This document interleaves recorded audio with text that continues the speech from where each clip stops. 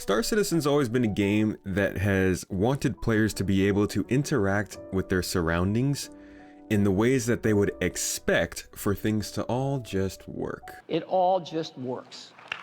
Let's see how interactable environments will allow that, take a look at new scanning, and check out NPC villages.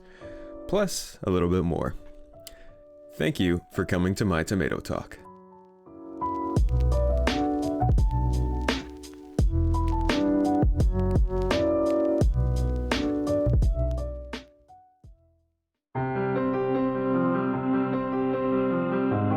Gameplay.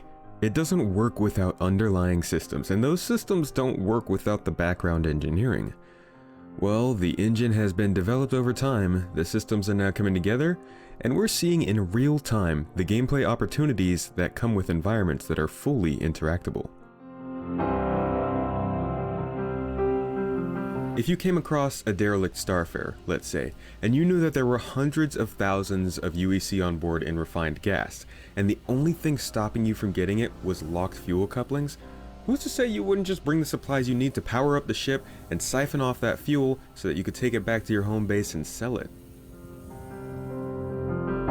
Those are the kind of possibilities I'm thinking of when I watch this segment, where we look at the ways components, systems, and blades can all work together in expected ways along with the pipe system we talked about earlier this week. We're talking about the classic example in Splinter Cell of breaking a light to allow for a sneaky, only for that broken light to be able to be replaced. And once that light is replaced, it can be controlled by a separate switch. There are space sim type RPG games, and there are space builder games, but there really aren't that many that combine these two genres of gameplay into a way that's engaging and fun in the way that these game systems are hinting at. Now you can see from the pegs around the door and the circuits between the boxes that these appear to be quite modular systems. And given players will be able to build their own outposts at some point, a la No Man's Sky, I'm guessing we will have access to a similar system to be able to do this at some point in the future in our own outposts. We're seeing readouts which show the atmospheric status of the room you are entering, allowing you to interact with the life support system. Readouts which show the proximity function of a door, allowing you to interact with the proximity sensor. Low-tech methods of opening and closing doors, showing the options we'll have in various scenarios given you are properly equipped. And just this week in the monthly report we're seeing that hacking gameplay is in the prototyping phase, so you may not even need to use brute force to get past these doors by the time these interactions are brought to the game next year. In addition to what we saw from early engineering gameplay last week, the complexity that this will bring to the most simple of scenarios in game is incredibly interesting, as you think of what it could be applied to in the greater scheme of things. Now that these tools are beginning to come to maturity, the gameplay opportunities are really starting to kind of show themselves. And if there's one thing I'm realizing, it's that we're all going to be pretty busy citizens.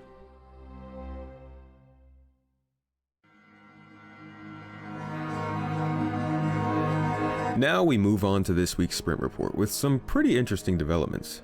First, we got a look at the Isperia Talon's new iridescent paint shader, something that will not be exclusive to this ship as we've seen in the past. It's a good looking ship though. While we know the art teams are working on a new radar and scanning setup which we haven't seen yet, we've now had visual confirmation that the method of scanning on the back end is also changing.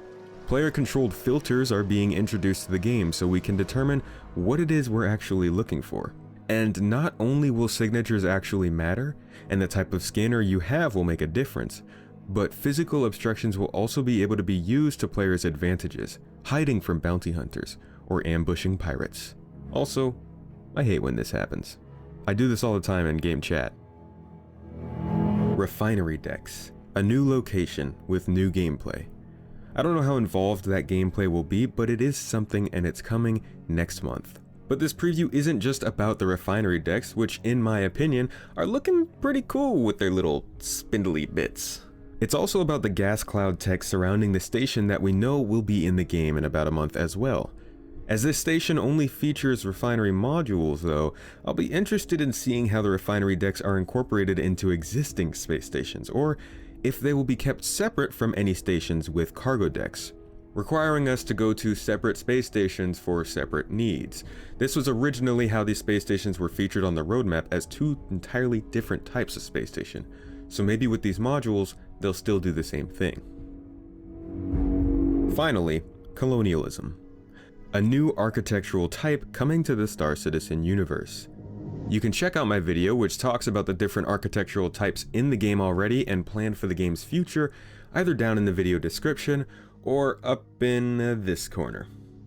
These 3D concepts which have been placed on a planet's surface are meant to help visualize how these outposts may form and how they should be integrated when actually brought into the game. That's right, these aren't actually in-game assets, and this planet is not a planet that's going into the game, just a test environment. While they are still a ways off, this test case can provide a lot of information as to how these homesteads may be planned to be implemented. These are dedicated small villages, not towns or even small cities, so roads won't really be a thing anytime soon with these settlements.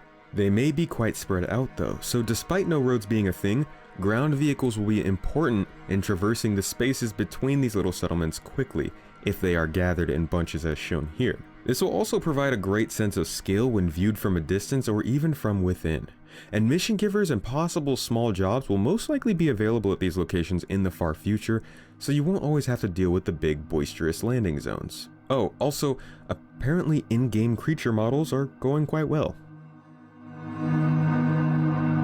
Here's to the small villages that we've been seeing occasionally but never really gotten to get in the game for years now, along with other things. However, keep in mind, these little villages, along with the sneaky creature we saw, are nowhere near complete. Anything that you saw in this episode that has not already been confirmed, do not expect it to be in the game anytime soon. I would think maybe summer of 2021 at the earliest, just to be safe. This is another fantastic episode of Inside Star Citizen. I'm happy with what we've been seeing these last few weeks in terms of development. Feels like the gameplay things that require dependencies and prerequisites to get knocked out are finally starting to come to fruition. I hope you guys are just as excited to see what's coming to the game in the future as I am, and if you are, I might suggest maybe subscribing to the channel. And if you're really feeling it, you can support me by becoming a channel member or becoming a member over on Patreon. And if you want to play the game with me and my group, you can jump on over to Twitch and join us on Mondays, Wednesdays, and Fridays. And if you're brand new to the game, then I definitely suggest you join us for our newcomer sessions on Wednesdays. You can jump into the community as well just by joining the Discord server in the video description. And don't miss your chance to win a free spaceship in my monthly ship giveaway. You can find the entry details in the video description as well. Thanks again for checking out my video, and I'll catch you in the next one.